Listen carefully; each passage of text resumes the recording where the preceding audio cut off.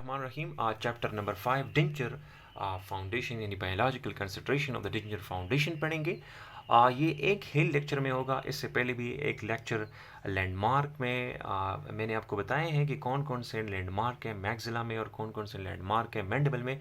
तो वो आप लोगों ने ज़रूर पढ़ने हैं। फिर आप लोगों ने ये वाला चैप्टर पढ़ना है। इसमें जो मेन टॉपिक्स है तो वो सपोर्टिंग स्ट्रक्चर कौन से हैं, फिर लिमिटिंग स्ट्रक्चर कौन से हैं और स्ट्रेस बियरिंग एरिया कौन से हैं और इनकी जो सिग्निफिकेंस है ये आप लोगों ने पढ़ने होंगे। अब स्टार्ट करते हैं डेंचर फाउंडेशन से कि what is the denture foundation. तो डेंचर फाउंडेशन में आप लोगों ने याद रखना है कि the tissue on which the denture rest is called denture foundation. अब कौन कौन से टिश्यू है जो डेंचर फाउंडेशन बनाते हैं? इसमें म्यूकोजा है, सब म्यूकोजा है, बून है। अब म्यूकोजा में हमने पढ़ा था कि जो रिजीलियंट म्यूकोजा है वो वेल सपोर्टेड है। फिर जो फॉर्म म्यूकोजा है वो भी वेल सपोर्टेड है। इन से साथ में केराटिनाइज जो म्यूकोजा है। तो ये तीन चीज़ें इसमें आप लोगों ने याद रखनी है कि जो बेस्ट सपोर्टेड है, रिजीलियंट है, फॉर्म है, इन केराटिनाइज्ड म्यूकोजा है as compare to non keratinised, non resilient and flabby ridges. साथ में आप लोगों ने दूसरा ये याद रखना है कि जो बून में एटवुड की क्लासिफिकेशन में मैंने आप लोगों को पढ़ाया था कि order 3 is well supported because के ऑर्डर 3 में क्या था कि हाई वेल राउंडेड रिजेस थे। तो ये साथ में आप लोगों ने याद रखना है। फिर दो रूल्स है डेंचर फाउंडेशन के लिए। आप लोगों ने दो रूल्स पढ़ने हैं। अब कौन कौन से टू रूल्स है कि denture should cover the maximum possible area. अब इसके लिए जो प्रिंसिपल्स मैंने पढ़ा था कि जो स्नो शू प्रिंसिपल्स हमने पढ़ा था कि what is snow shoe principles. It says कि जितना सरफेस एरिया आपका ज़्यादा होगा उतना ही रिटेंशंस, उतना ही सपोर्ट वगैरह ज़्यादा होगा। अब जितना सरफेस एरिया ज़्यादा होगा उतना ही सपोर्ट ज़्यादा होगा, उतनी ही रिटेंशन इंक्रीज़ होगी और इतनी ही स्टेबिलिटी भी इंक्रीज़ होगी। तो ये चीज़ें आप लोगों ने पढ़नी है कि जो सरफेस एरिया है is directly proportion to support, is directly proportion to the retention, in directly proportion to stability. अब मैंने आप लोग को ये भी एग्जाम्पल दिया था कि जो मैक्सिलरी डेंचर है, maxillary denture is will supported, will retentive as compare to mandibular denture. तो इसका रीज़न मैंने आप लोग को पढ़ाया था कि जो overall surface area of maxillary denture bearing area है तो वो 22 सेंटीमीटर स्क्वायर है as compare to mandibular which is about 14 centimetre square. तो जितना सरफेस एरिया इंक्रीज़ होगा उतना ही रिटेंशन वगैरह इंक्रीज़ होगा। तो ये चीज़ें आप लोगों ने इसमें याद रखनी है। फिर नेक्स्ट जो इसमें आप लोगों ने याद रखना है कि जितना सरफेस एरिया इंक्रीज़ होगा उतना ही जो फोर्स डिस्ट्रीब्यूशन है वो डिस्ट्रीब्यूशन होगा, उतना ही ट्रॉमा टिश्यूज़ को ट्रॉमा कम होगा और जितना ही टिश्यू को ट्रॉमा कम होगा उतनी ही रिजॉर्प्शन कम होगी। तो ये भी आप लोगों ने याद रखना है कि rate of resorption rate of resorption decreases with the increase in the surface area। तो ये भी आप लोगों ने याद रखना है।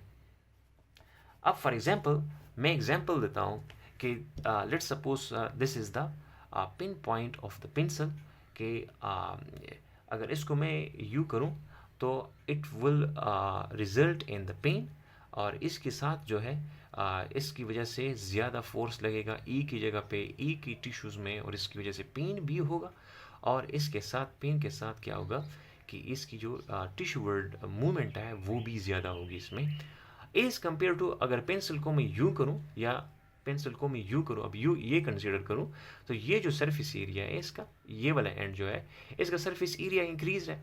अब सरफेस एरिया इंक्रीज हो गया तो इसकी ना तो इसकी पिंचिंग होगी और ना ही पेन होगा बिकॉज के इसका सरफेस एरिया इंक्रीज होगा। तो सेम डेंचर में है कि अगर सरफेस एरिया कम सरफेस एरिया है तो उतना ही पेनफुल होगा, उतनी ही रेट ऑफ रिजॉर्प्शन इंक्रीज होगी। एंड आप लोगों ने ये भी याद रखना है कि जितना सरफेस एरिया इंक्रीज होगा उतना ही रेट ऑफ रिजॉर्प्शन डिक्रीज होगा और उतनी ही पेन कम होगी। दूसरी बात जो दूसरा प्रिंसिपल्स आप लोगों ने याद रखना है कि it should be in the harmony with the tissue. So आप लोगों को मैंने पढ़ाया भी था कि जो फ्लेंजेस है ये फ्लेंजेस है, फ्लेंजेस ओवर एक्सटेंडेड नहीं होने चाहिए। इसमें मैंने आप लोग को ये पढ़ाया था कि जो डेंचर बेस है डेंचर बेस वो रफ नहीं होना चाहिए, स्मूथ होना चाहिए ताकि पेन ना हो। और साथ में आप लोगों ने ये भी याद रखना है कि जो एंटीमेसी ऑफ कंटेक्ट है, एंटीमेसी ऑफ कंटेक्ट या पेरिफेरल सील्स के बारे में जो पढ़ाया था, तो वो होना चाहिए कि intimacy of contact will intimacy होनी चाहिए।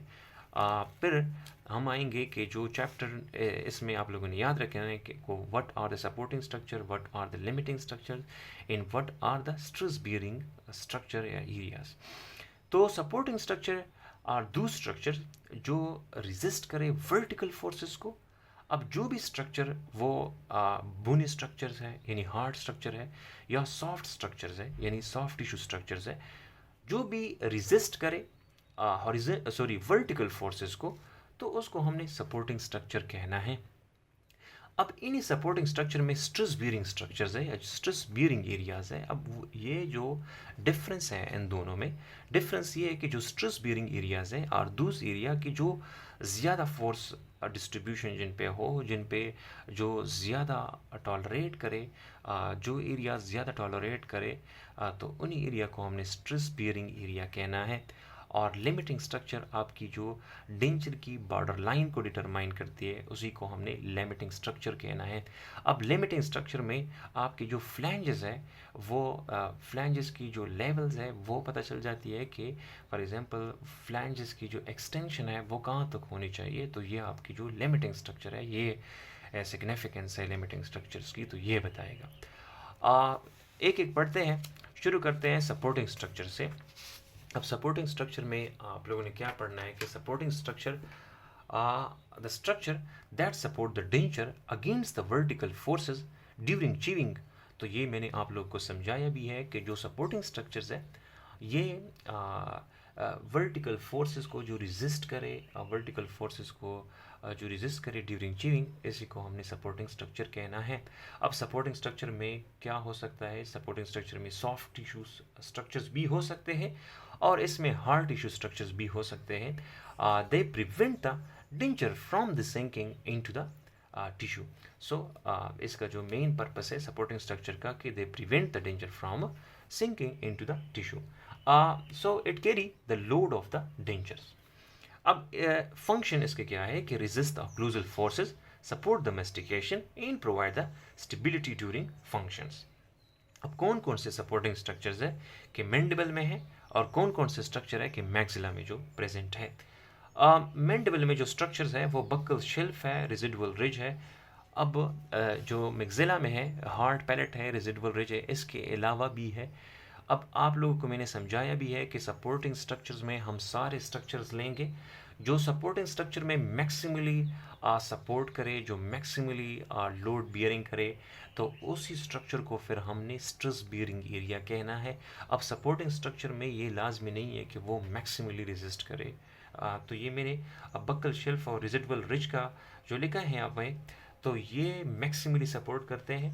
अब बुक से पढ़ेंगे कि कौन कौन से सपोर्टिंग स्ट्रक्चर मैक्सिला में है और कौन कौन से स्ट्रक्चर मैंडिबल में है। तो सपोर्टिंग स्ट्रक्चर को अगर देखा जाए तो यहाँ पे रेजिडुअल रिज है, इंसेसिव पपिला है, रोगाही एरिया है, मिड पेलेटिन रेफे है, फिर हार्ड पेलेट है, सॉफ्ट पेलेट है, ट्यूब्रोस्ट रीजन है, जाइगोमेटिक प्रोसेस है या टॉरस पेलेटिनस है। तो ये सारे जो स्ट्रक्चर्स हैं ये मैक्सिलरी डेंचर सपोर्टिंग स्ट्रक्चर्स हैं। अब इन सारे स्ट्रक्चर ने वर्टिकल फोर्सेस को रेजिस्ट करना है। अब इनमें जो रेजिडुअल रिज है या जो इनमें हार्ड पैलेट है तो ये मैक्सिमली सपोर्ट करता है। इसी मैक्सिमली सपोर्टिंग एरिया को हमने प्राइमरी स्ट्रेस बियरिंग एरिया कहना है।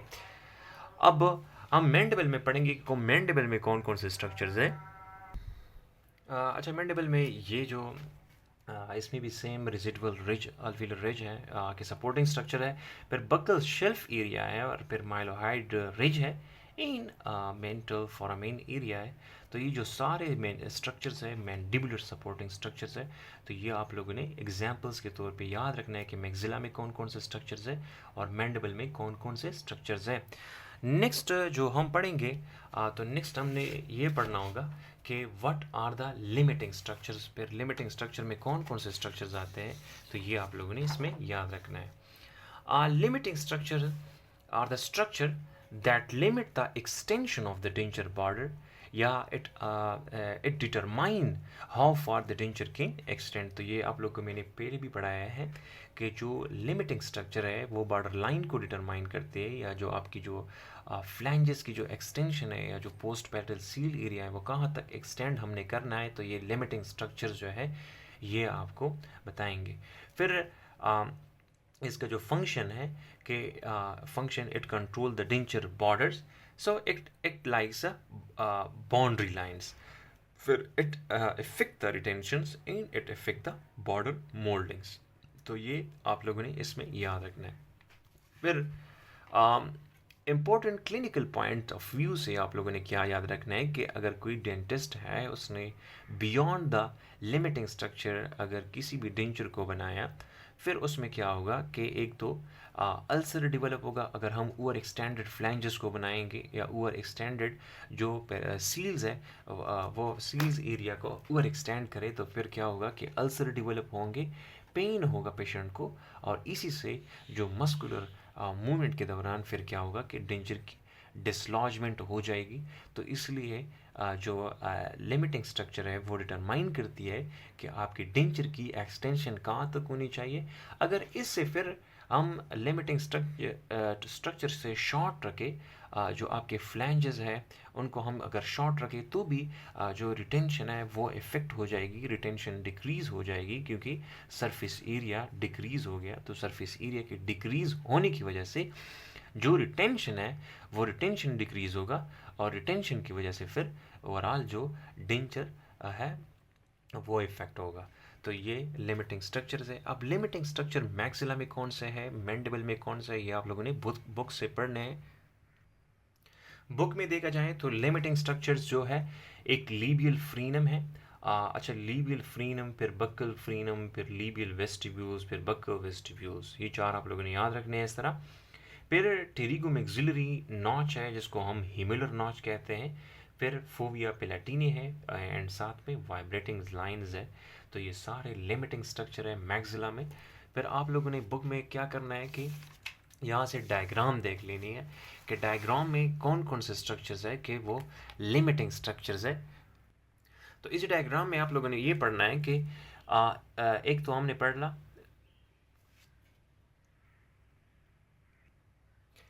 कि इसमें लीबियल फ्रीनम है, फिर बक्कल फ्रीनम्स है। तो लीबियल फ्रीनम और बक्कल फ्रीनम के जो बीच में स्पेस बन रहा है इसी को हमने लीबियल वेस्टिब्यूल्स। तो एक तो लीबियल फ्रीनम हो गया, फिर बक्कल फ्रीनम हो गया, फिर लीबियल वेस्टिब्यूल्स हो गया, और इसी लीबियल वेस्टिब्यूल्स के साथ फिर जो है बक्कल वेस्टिब्यूल्स हो गया। तो ये चार लिमिटिंग स्ट्रक्चर तो आप लोगों ने इधर से याद रखनी है। फिर वाइब्रेटिंग लाइंस है। वाइब्रेटिंग लाइंस ये है कि वाइब्रेटिंग लाइंस है जो आपकी पोस्टीरियर पैलेटल सील एरिया में बनते हैं। तो ये आपके पोस्टीरियर लिमिटिंग स्ट्रक्चर्स जो बन रहे होते हैं ये डिटरमाइन करते हैं। फिर इसी के साथ ये जो वाइब्रेटिंग लाइन जहाँ पे एंड होते हैं इसी के साथ हेमिलर नॉचेस है, ये हेमिलर नॉचेस है। और हेमिलर नॉचेस के साथ जो है ये आप लोगों ने याद रखना है कि इसी को हमने पोस्टीरियर पैलेटल सील एरिया भी कहना है, या जो पोस्टीरियर वाइब्रेटिंग लाइंस है ये भी प्रेजेंट है। और साथ में यहाँ पे फोविया पेलेटिनी है जिसको हम डिप्रेशन लाइक स्ट्रक्चर्स है, इसी को हमने फोविया पेलेटिनी कहनी है। तो ये सात जो लिमिटिंग स्ट्रक्चर है आप लोगों ने याद रखना है कि द फर्स्ट वन कि ये है कि लीबियल फ्रीनम है, फिर बक्कल फ्रीनम है, फिर लीबियल वेस्टिब्यूल्स है, फिर बक्कल वेस्टिब्यूल्स है, फिर फोविया पेलेटिनी है, इसके साथ हेमिलर नॉच है, वाइब्रेटिंग लाइंस है, और बस ये आप लोगों ने पोस्टीरियर पैलेटल सील एरिया को भी याद रखना है कि ये सारे लिमिटिंग स्ट्रक्चर है मैक्सिला में। फिर मैंडिबल में कौन से लिमिटिंग स्ट्रक्चर, तो इसमें आप लोगों ने पढ़ना ये है कि लीबियल फ्रीनम है, बक्कल फ्रीनम है, फिर लीबियल वेस्टिब्यूल्स है। अच्छा, इसमें आप लोगों ने लिंगुअल फ्रीना और लिंगुअल वेस्टिब्यूल्स को भी ऐड करना है, और साथ ही में जो है इसी के साथ रेट्रोमोलर पैड एरिया है, फिर रेट्रोमाइलोहाइड कर्टेन्स है, और एल्वियो लिंगुअल सल्कस है, और लिंगुअल फ्रीनम है। तो ये आप लोगों ने फिर पढ़ने किधर से हैं, ये आप लोगों ने पढ़ने डायग्राम से हैं, जो कि डायग्राम इधर दिया है। अच्छा, डायग्राम ये है कि इसमें आप लोगों ने कौन कौन से स्ट्रक्चर याद रखने हैं कि लीबियल फ्रीनम है, फिर इस तरह से बक्कल फ्रीनम है, फिर लीबियल वेस्टिब्यूल्स है, फिर बक्कल वेस्टिब्यूल्स है। इसी के साथ जो रेट्रोमोलर पेड एरिया है, फिर रेट्रोमाइलोहाइड कोल्टेन्स एरिया है, और इसी के साथ फिर आप लोगों ने ये याद रखना है कि अल्वियो लिंगुअल सल्कस है, और इसी के साथ लिंगुअल वेस्टिब्यूल्स या लिंगुअल फ्रीनम है। तो ये आप लोगों ने ये 7-8 स्ट्रक्चर इधर भी याद रखनी है। तो ये सारे जितने भी स्ट्रक्चर है लिमिटिंग स्ट्रक्चर्स है, जो कि डिटरमाइन करती है आपकी बॉर्डर लाइन को, या जो डिटरमाइन करती है आपकी डेंचर की एक्सटेंशन को, कि डेंचर को आपने कहाँ एक्सटेंड करना है। अगर हम शॉर्ट करेंगे तो भी डेंचर की रिटेंशन में प्रॉब्लम होगी, अगर ओवर एक्सटेंड करेंगे तो ओवर एक्सटेंशन से क्या प्रॉब्लम होगी कि एक तो अल्सर्स होंगे, फिर अल्सर की वजह से पेन होगा, और साथ ही मस्कुलर मूवमेंट की वजह से डिसलॉजमेंट होगा। तो ये आप लोगों ने कंसिक्वेंसेस याद रखने कि कौन कौन कौन से जो है फिर हो सकते हैं। Next, stress bearing area, एक structure that are best able to withstand the achieving forces, इसी को हमने स्ट्रेस बियरिंग एरिया कहना है। अब आप लोगों ने कंसेप्ट क्या याद रखना है कि जो सारे स्ट्रक्चर्स है ओरल कैविटी में, तो वो सारे इवनली वो टॉलरेट नहीं करते, या इवनली जो है कि सब स्ट्रक्चर्स पे इवन फोर्सेस नहीं लगते। तो जो फोर्सेस पे मैक्सिमम फोर्स होता है, जो मैक्सिमम लोड को बर्दाश्त करते हैं, उन्हीं को हमने फिर स्ट्रेस बियरिंग एरिया कहना है। अब जो स्ट्रेस बियरिंग एरिया है, they maximally tolerate the forces, they maximally load the forces. तो ये आप लोगों ने इसमें याद रखना है। अब कुछ स्ट्रक्चर ऐसे हैं कि जहाँ पे हमने रिलीफ देना होता है, उसका रीज़न ये है कि वो रिलीफ्ड एरिया पे बिल्कुल भी जो है वो लोड बियरिंग एरिया बिल्कुल भी नहीं होते। अगर हम प्रेशर लगाएंगे तो वहाँ पे फिर क्या होगा कि डेंचर की डिसलॉजमेंट होगी, अल्सरेशंस होगी, पेन होगा, इरिटेशन पेशेंट को होगा। तो ये आप लोगों ने इसमें याद रखना है कि strongest loading bearing area are the stress bearing area, and not every supporting structure is equally strong. Some areas tolerate better and they are called stress bearing area. फिर इसमें प्राइमरी स्ट्रेस बियरिंग एरिया है, और secondary primary आप लोगों ने याद रखना है कि best suited to tolerate the forces is compare to secondary. अब प्राइमरी स्ट्रक्चर्स में नेमोनिक्स मैंने बनाए हैं कि कौन कौन से प्राइमरी स्ट्रक्चर्स है और कौन कौन से सेकेंडरी स्ट्रक्चर्स है मैक्सिला में। तो ये आप लोग इधर से ही पढ़ लें कि मैक्सिला में जो आप लोगों ने याद रखना है कि एच पी टी। तो एच पी टी से आप लोगों ने याद रखना है कि हार्ड पैलेट है, पोस्टीरियर लैटरल स्लोपिंग्स है, in tuberosity region are the structures which are primary bearing areas of maxilla. और साथ में आप लोगों ने मैंडिबल में याद रखना है कि बी आर मीन्स की बैच रिप्रेजेंटेटिव नेमोनिक्स है। आप लोगों ने याद रखना है कि बी से बक्कल शेल्फ, इन आर से रेट्रोमोलर एरिया। तो ये दो चीज़ें आप लोगों ने इधर से पढ़ ली हैं। फिर next secondary stress bearing area है।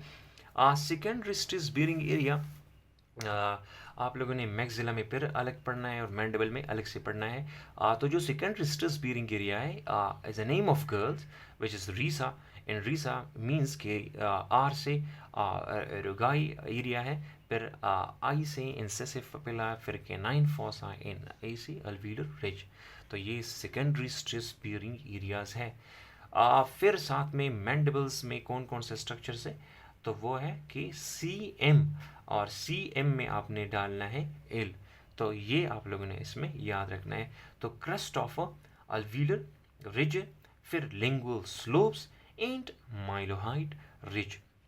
तो ये इसमें आप लोगों ने कौन कौन से स्ट्रक्चर्स है ये आप लोगों ने याद रखना है। फिर नेक्स्ट जो रिलीफ्ड एरिया है कि मैक्सिला में कौन सा है कि आइम साइंस, फिर आइम साइंस टेक्नोलॉजी में ये आप लोगों ने याद रखना है कि इंसेसिव पपिला है, मिड पैलेटिन रैफे है, शार्प स्पैक्यूल्स है या टॉरस है। तो इन सब जगहों पे आप लोगों ने रिलीफ देनी है। अगर रिलीफ्ड एरिया को हम कंप्रेस्ड करेंगे, अगर हम मैक्सिमली जो है फोर्स लगाएंगे इस पर, तो फिर क्या होगा कि अल्सरेशन डेवलप होगा, डेंचर की डिसलॉजमेंट होगी, और इस तरह से पेशेंट को पेन होगा। फिर मैंडिबल में कौन कौन सा है कि मेंटल फोरामिन एरिया, जहाँ पे भी आपका नर्व्स है, एंडिंग्स है, या जहाँ पे भी नर्व की कंप्रेशन होती है, तो वहाँ पे आप लोगों ने क्या करना है कि रिलीफ देना है। और साथ में माइलोहाइड रिज है, लिंगुअल फॉसा है, टॉरस है या अंडरकट है। तो ये सारी चीज़ें आप लोगों ने याद रखनी है, रटा लगाना है आप लोगों ने। और ये निमोनिक्स जो है, निमोनिक्स याद रखें ताकि आप लोग का कंसेप्ट इस तरह से बिल्ड हो जाए। फिर नेक्स्ट चैप्टर में हम चैप्टर नंबर 6 पढ़ेंगे और ये इतना ही काफ़ी है। बाकी बुक में एडिशनली अगर लिखा है तो वो जस्ट सिग्निफिकेंस के बारे में लिखा है। और सिग्निफिकेंस में मैंने जैसे आप लोगों को पढ़ाया कि अगर हार्ड पैलेट है तो hard palate primary stress bearing area है, तो ये इसी का सिग्निफिकेंस हो गया। या ट्यूबरोसिटी है तो वो प्राइमरी स्ट्रेस बियरिंग एरिया है, इस तरह से। फिर बकल शेल्फ मैंडिबल में प्राइमरी स्ट्रेस बियरिंग एरिया है, तो यही सिग्निफिकेंस है। और यही से आप लोगों ने शॉर्ट करके पढ़ना है ताकि फिर याद रहे। और इंशाल्लाह फिर नेक्स्ट इम्प्रेशन चैप्टर से हम नेक्स्ट पढ़ेंगे।